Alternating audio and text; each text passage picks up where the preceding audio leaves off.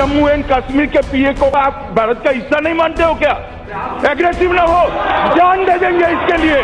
क्या बात कर रहे हो आप? अमित शाह के ये शब्द देश की एकता और अखंडता को बनाए रखने वाले लौह पुरुष सरदार की याद दिलाते हैं। कश्मीर बचाना है, हर हाल में, किसी भी कीमत पर, जो भी जरूरी है वो किया जाएगा।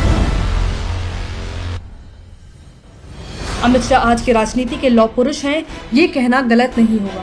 जब लोकसभा का चुनाव हुआ था, उत्तर प्रदेश के नतीजे हिंदुस्तान के लोगों को चौंका दिया था और तब मैंने कहा था इस चुनाव के man of the match Amit भाई शाह हैं।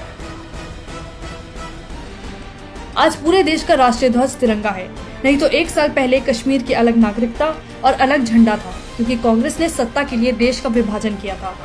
जब देश का आजादी मिला तब धर्म के आधार पर विभाजन अगर कांग्रेस पार्टी न करती तो इसकी जरूरत न पड़ती।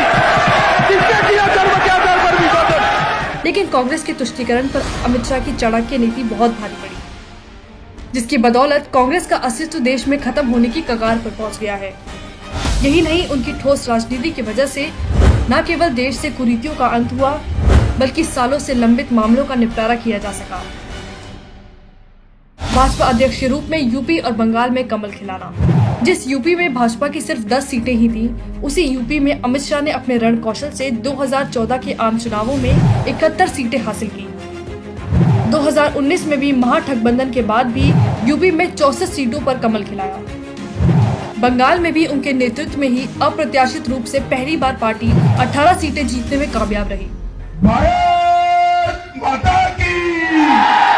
देश सेवा और राष्ट्रभाव को देखते हुए उन्हें 2019 में गृह मंत्री बनाया गया, जिसके बाद उन्होंने 70 साल से कांग्रेस में अनदेखी सह रहे भारतीयों को मुख्य धारा से जोड़ने के साथ देश के लिए कई बड़े फैसले लिए। जम्मू कश्मीर और लद्दाख को उसका असली हक दिलवाया।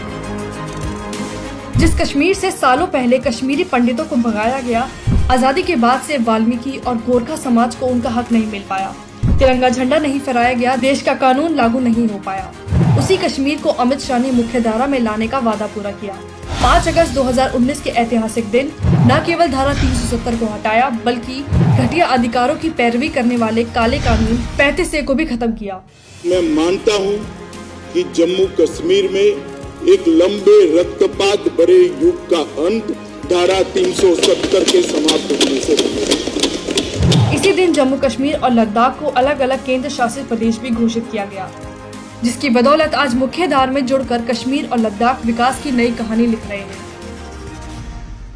UAPA कानून, ये एक ऐसा कानून है जो आतंकियों को कड़ी सजा दिलवाने के लिए बनाया गया था, लेकिन इसमें कुछ कमियां थी। उसमें अमित शाह नया बदलाव लाए। अभी तक इस कानून में सिर्फ किसी संस्था को ही आतंकी बताकर मामलों पर लीपापोती कर दी जाती थी, जिसका लाभ उठाकर आतंकी हरकत करने वाले लोग दूसरी संस्था बना लेते थे। ये मौलाना साहब जो है वो संस्था को बंद करके दूसरी संस्था कर देते हैं, फिर से 2 साल तक वो संस्था को आतंकवादी संस्था घोषित करने की प्रक्रिया करते हैं। जैसे ही घोषित होती है वो बंद कर तीसरी संस्था खोल देते हैं। आतंकवाद व्यक्ति की मंशा में होता है साहब, आतंकवाद संस्थाओं में नहीं होता। इसलिए इस कानून में बदलाव लाया गया और अमित शाह की वजह से जांच एजेंसी NIA को ज्यादा अधिकार मिल पाए। राम मंदिर फैसला और कानून व्यवस्था। सालों से अयोध्या के राम मंदिर को लेकर कोर्ट में मामला चल रहा था। जब भी इसको लेकर कोर्ट की कोई तारीख होती थी तो पूर्व की सरकारें देश में कर्फ्यू जैसे हालात बना देती थी। लेकिन जब 9 नवंबर 2019 की वो शुभ घड़ी आई, जिसका दुनिया भर के करोड़ों राम भक्तों का इंतजार था, तमाम दलीलों को सुनने के बाद देश की सबसे बड़ी अदालत ने राम मंदिर बनाने के रास्ते पर अपनी मुहर लगा दी। इस दौरान कहीं पर कोई हंगामा नहीं हुआ। इसमें कोई दो राय नहीं है कि इसका पूरा श्रेय अमित शाह के कौशल को जाता है।